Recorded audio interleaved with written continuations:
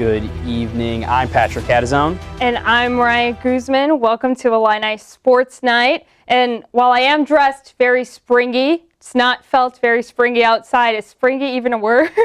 No, I'm not sure it is, and it definitely didn't last night for the Illini fans. The first time back in Memorial Stadium, and it had to sleet. But yes, wonderful, of course. Yeah, it was fun to watch the football team anyways. Definitely wonderful to watch them. And while it did seem like we were going to give you a weather report there, we're not. We're definitely a sports show.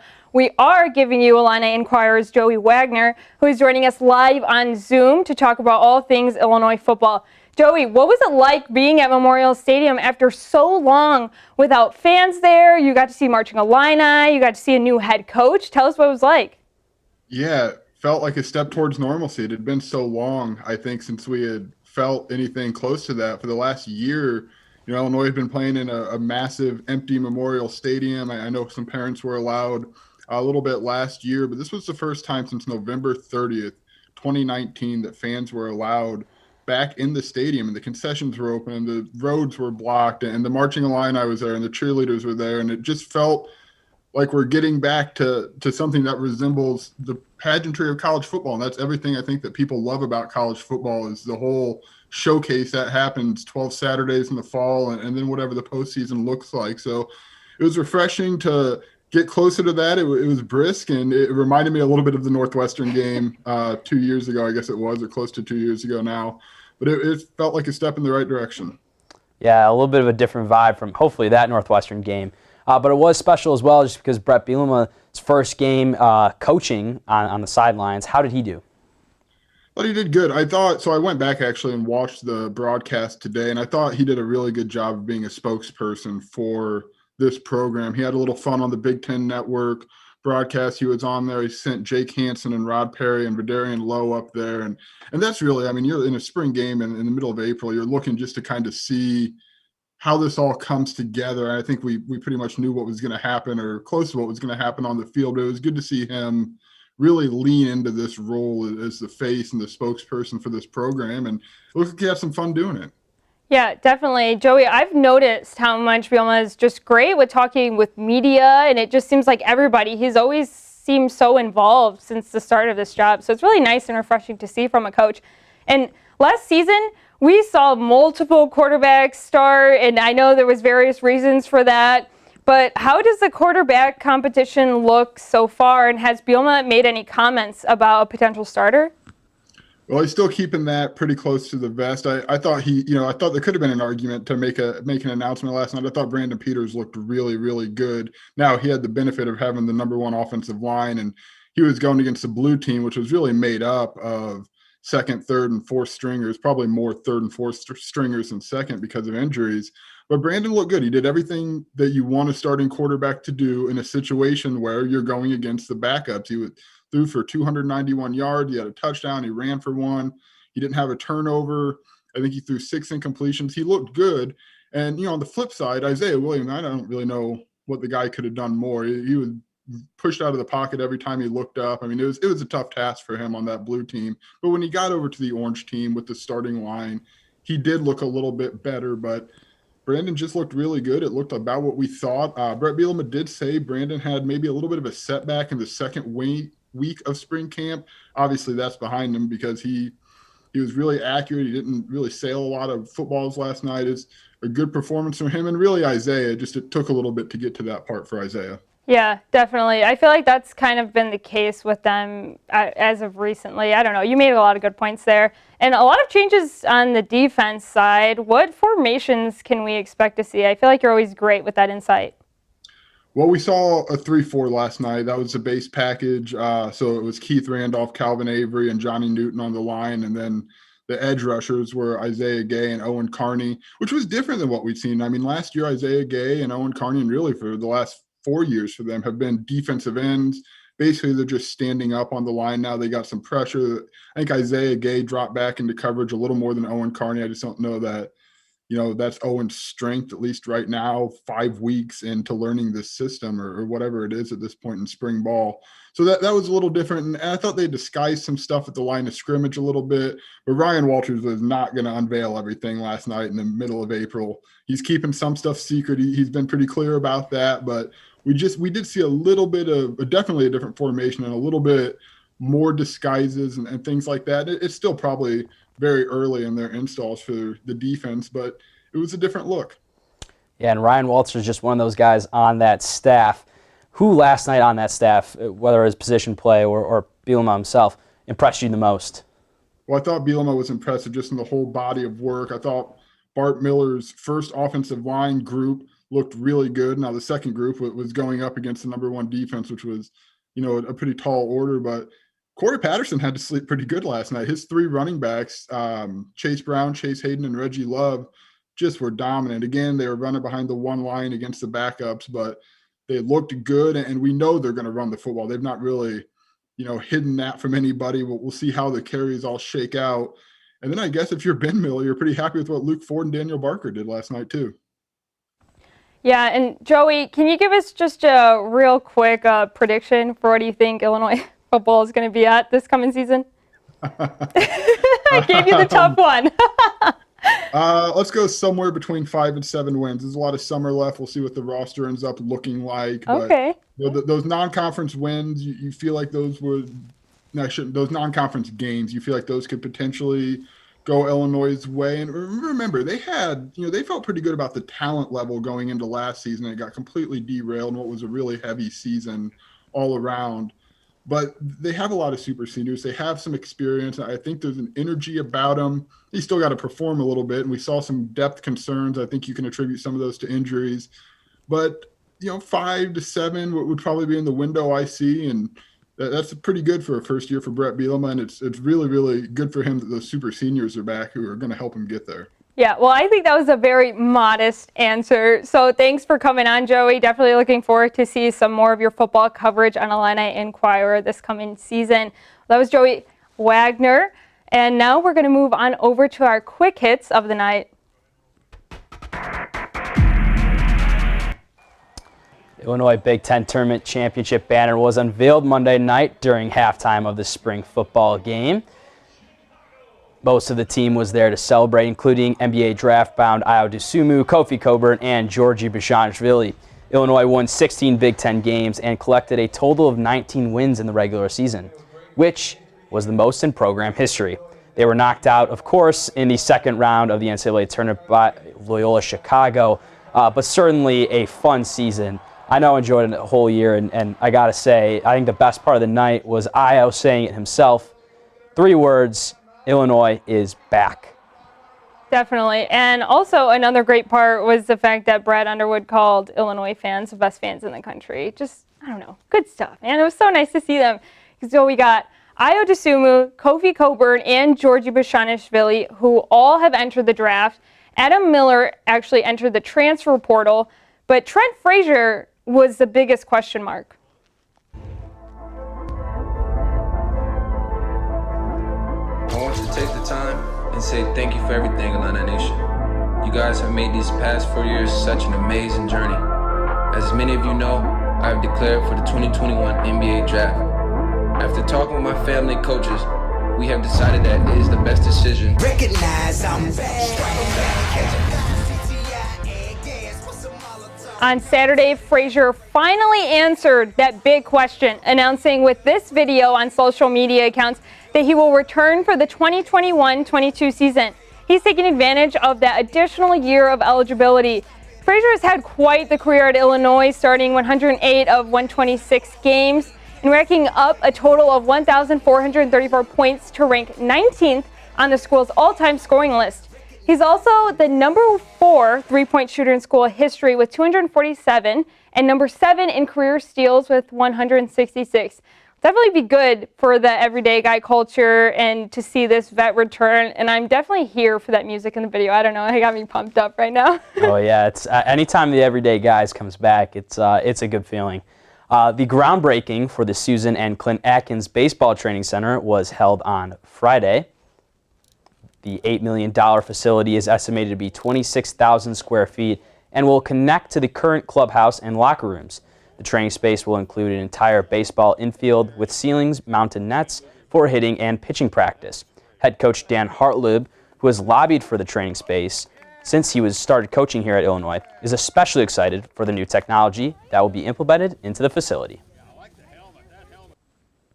It should be a cutting-edge type facility, so I'm really, excited about the fact that we'll be able to mount these different types of technological advances and have those on a regular basis instead of having to be mobile with them and being able to only use them at certain times based on the schedule. So it'll be a big plus for us.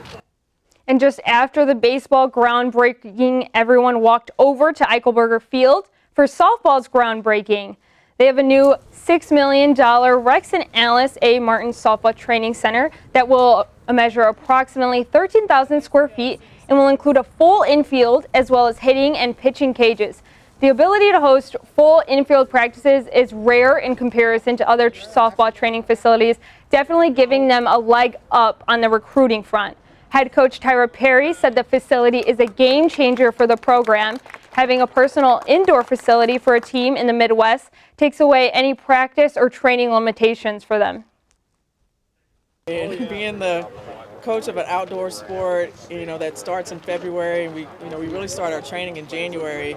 It's great to have a state-of-the-art facility that we can take a few steps away from our clubhouse, a few steps away from our field, and get things done. Both facilities for baseball and softball are expected to be completed by early 2022.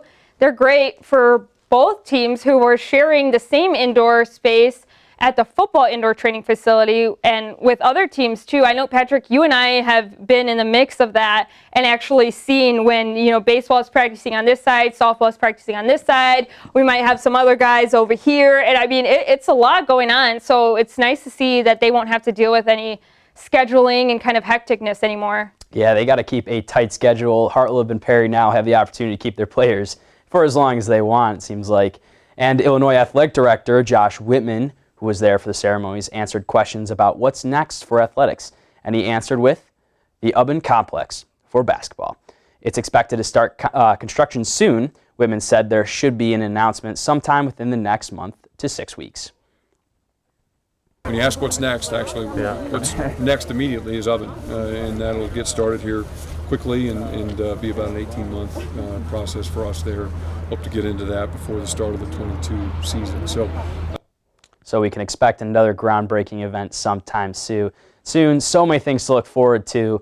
I love those personalized shovels they have, the Illinois shovels. Those are really cool. I'm curious now how many they have. We had 2 groundbreakings and another one coming up. Patrick, we could have commented on the new facilities. We could have commented on the new technology in them. We could have commented on just how nice they look on the outside. We could have commented on how big they were going to be, but you picked the shovels. That was my favorite part of it. That was awesome. Shovels. All right. Well, I'm not sure who you have to reach out to about that. I don't know if they're just handing those out to anybody.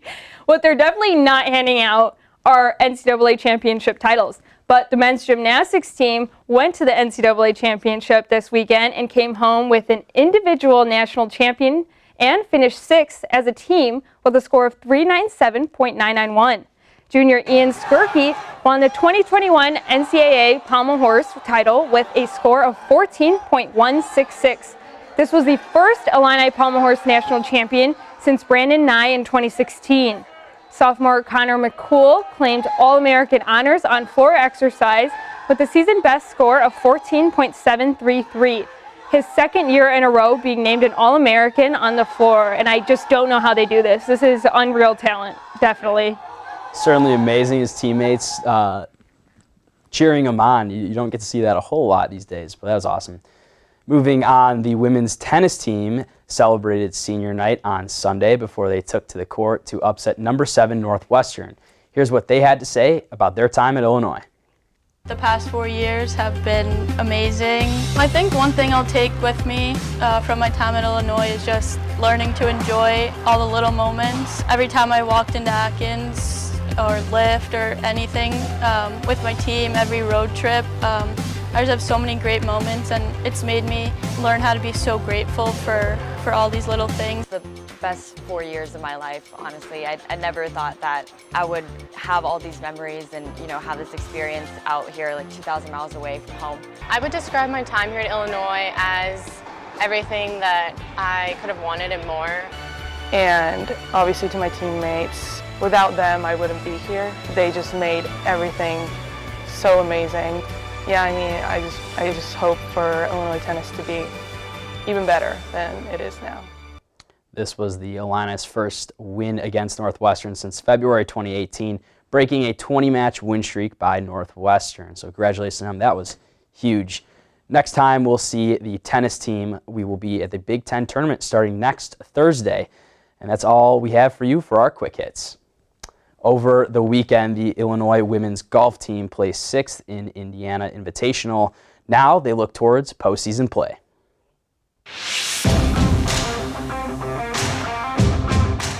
The Illinois women's golf team has had a shortened season due to COVID and will not play at home this year.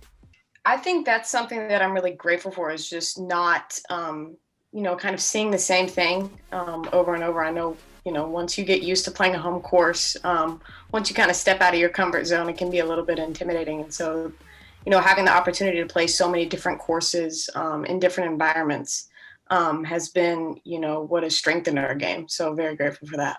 Despite playing in different courses constantly, the team has adapted well. So just knowing what our strengths are individually and as a team, and then kind of fitting that to whatever, conditions we're playing in. Without a fall season, this year has flown by for the team.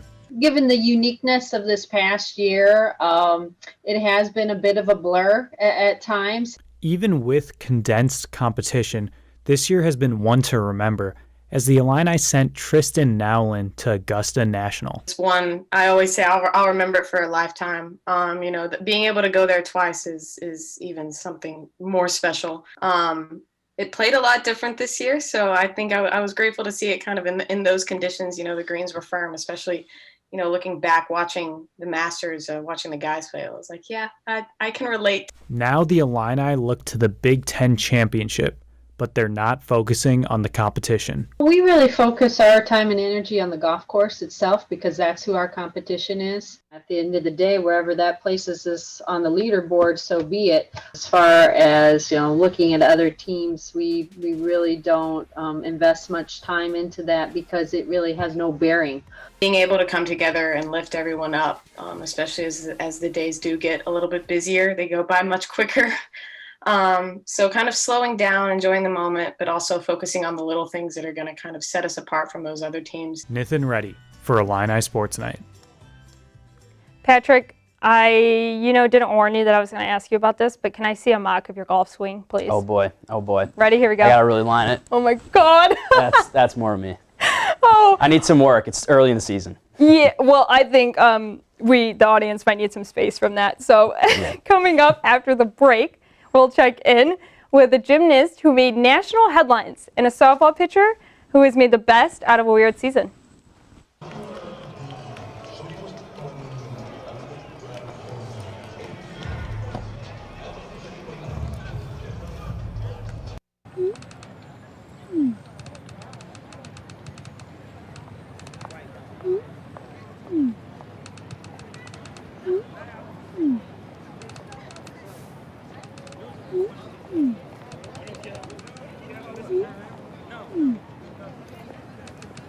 Don't ignore the subtext.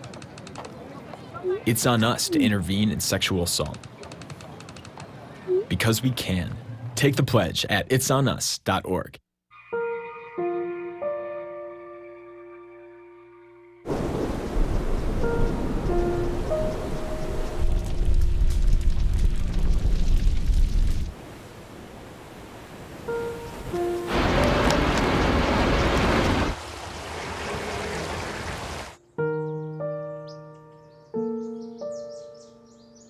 Don't wait. Communicate. Make your emergency plan today. There. Can I tell you a cat joke? Just kidding. Why did the girl ask the mushroom to dance?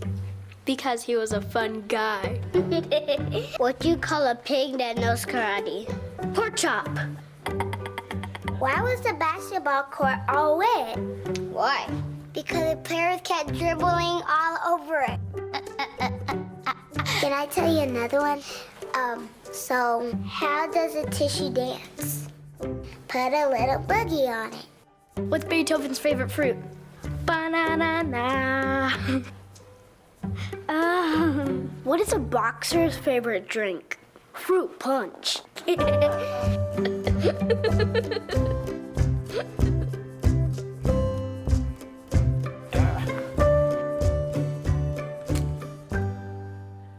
Welcome back. This week I was able to talk with pitcher Sydney Sickles and head coach Tyra Perry about Sickles' amazing season during the COVID pandemic, including a historic game. Check it out.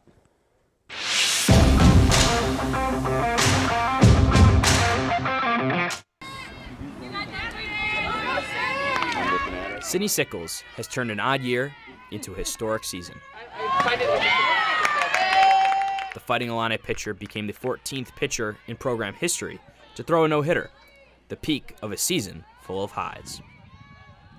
You know, in those kind of games when I'm throwing really well, you don't really notice that it might be heading that way until it gets closer to the end. But yeah, it kind of came in an unconventional way. They had a stat change after the game was over, but yeah, it was pretty cool. Sickles credits the work she did in the offseason for her success. I spent time just, working on getting stronger and on my mental game and just trying to bring up every level of my game and trying to see how I can refine my pitches and that kind of stuff. So yeah, just trying to make steps any way that I can. To head coach Tyra Perry, that work has paid off. Sydney has become a warrior. She just, definitely has a calm demeanor. She calms the team down, just in, the way that she approaches the game and her presence in the circle. She's also become a bit of an assassin. It's not just the coaches noticing. Sickles has been named two-time Big Ten Pitcher of the Week, her most recent after shutting out Wisconsin twice in 1 week. Pretty cool to get that kind of recognition, but it's also been cool to see how my teammates have helped me to get that. They've really worked hard behind me and at the plate, so that's been really awesome. And an Illinois gymnast, Evan Manavong, has competed on TV networks and has thousands of likes and followers on TikTok, but none of those were reasons why he's gone viral.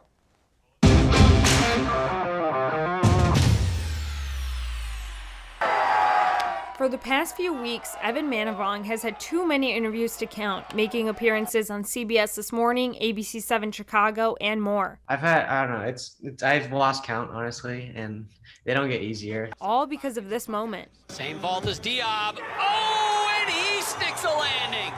Manavong decided to pull out his vaccination card as a part of his celebration. And then I was like, wait, this can actually happen, be super epic. And then next thing you know, I'm running down the vault runway, did my vault, and I just happened to stick it, and which was the best moment to pull it out and get every hyped, even more hyped than they already were because I stuck it. I was like, is that his Vax card? What are you doing, Evan? And I was just more excited that he just hit one of the greatest vaults of his career. And I was like, I don't care what he's doing now. Manavong has continued to be a part of dozens of headlines. But I had no idea it'd blow up nationally like it did. But he says in every interview he's done, he's tried to push an important topic surrounding his sport. Honestly, any exposure is good for men's gymnastics just because we're just a dying sport. Because of COVID-19's financial impact on athletics, the University of Iowa and the University of Minnesota decided to discontinue its men's gymnastics programs at the end of the 2021-2022 academic year. Awareness is great, but the damage is still done. Yeah, we lost 2 Big Ten programs this year. That's been tough. Men's gym's been harder than most. With 2 programs being cut, that leaves 5 total in the Big Ten. Not enough for competition, according to Manavong. So we need to figure something out to continue to compete for Big Ten championships and stuff like that. Answers aren't clear on how Big Ten teams will continue to move forward, but Spring has been pushing for different ways to expose the sport. If we want our sport to be covered more than a viral vault video because a vaccine card got whipped out, like we've got to become a thing that people will watch on a Tuesday evening because it's on TV. Despite uncertainty for the future of college gymnastics, it's still a moment in Manavong's career he won't forget. This is like probably the best moment I've experienced in this competition season. I swear, I know that the story was great about Manavong and the nice little vaccination card moment, but I love doing gymnastics stories because Justin Spring, I swear, the best interview, always just such a great, fun, ecstatic guy, no matter what. He was like apologizing for the lighting and like, oh, I'm trying to set this up. And I was like, you're fine. I just want to know about the story. I love Justin Spring. I've yet to have the honor to interview him myself, but every time I see him on the show, I'm like, yes. Another Justin Spring moment. Definitely. And now it is time for Check This Out, where we will be featuring some fun, some sad, and some questionable tweets from all your favorite Illinois sports social media accounts. Kicking us off with International Goalkeeper Day. It was last week, and of course, Illinois soccer had to celebrate. There are 4 keepers: Sammy Sample, Elizabeth Kabalik, Julia Chili, and Natalie Phelps show off their saves, but also their dancing. Kablik calls her dance crab raving. I've never crab raved myself, Mariah. I don't know if you have, but I love that move. I'm not sure what a crab rave is. I was trying to figure it out. I don't know. Everybody was talking about a certain video, and it just makes me feel old now that I don't know what exactly the move is. And I'm going to stop. It's like you trying to do TikTok dances. Yeah, I can't do TikTok dances. Gotta love it. Well, this one is my favorite one, and I'll say it right now before we even get through the rest of them. Elise Menaker, BTN's sideline reporter, also Marquee studio host for those of you Cubs fans. Definitely check her out. She's great. So they actually drew up a full-on play, like absolutely serious, guys. This looked like a real, like it was a real play. When I was sitting there on the sidelines, I was like, what's going on? And I just see this happen. I was like, oh, they scored. And then I was like, wait a second. That's not a normal QB. I was like, that's Elise. So definitely some fun stuff for her there. Definitely a good floss celebration.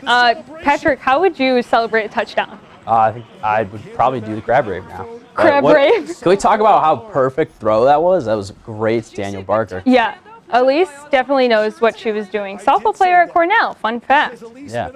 And some more football news. Former Illini football player Mike Hopkins and current United States Colonel and NASA astronaut got to talk with the Illini football team, do a Q&A from space. Pretty special for the Fighting Illini football team there.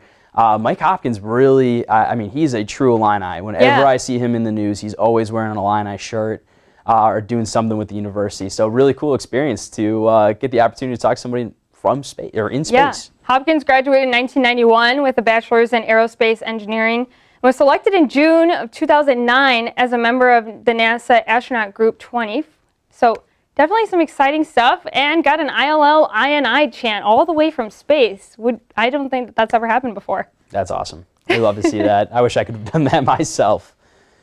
Well, anyways, we have to do a quick self-plug here. First, be sure to follow us on social media on Twitter, Instagram, Facebook. Also, make sure to watch our stories on YouTube and Vimeo. All right, and so we have host auditions for Illini Sports Night, because I cannot be here forever, unfortunately. So that'll be April 27th, 5:30 to 8, and there's the contact information for more. That's all we have for you tonight. For Patrick Catazone, I'm Mariah Guzman. Have a good night.